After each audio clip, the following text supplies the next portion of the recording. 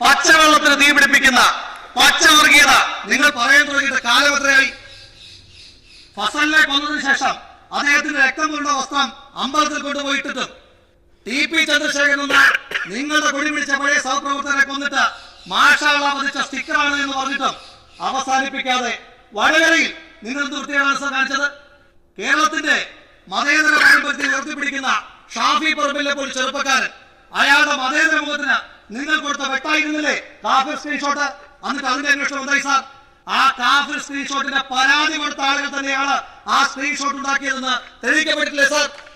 ആ കാഫിർ സ്ക്രീൻഷോട്ട് പൊതുസമൂഹത്തിന് മുന്നിൽ നിങ്ങൾ എക്സ്പോസ് ചെയ്തപ്പോഴെങ്കിലും നിങ്ങൾ ആ പച്ചവർഗീയത പറയുന്ന വൃത്തികെട്ട പണി നിർത്തുമെന്ന് വിചാരിച്ചു. നിർത്തിയില്ല സാർ. ആ കാഫിർ സ്ക്രീൻഷോട്ടിന്റെ പ്രിന്റഡ് വേർഷൻ അല്ലേ പാലക്കാട്ട് നിങ്ങൾ സിറാജ് പത്രത്തിലും സുപ്രഭാത പത്രത്തിലും കാണിച്ചത്?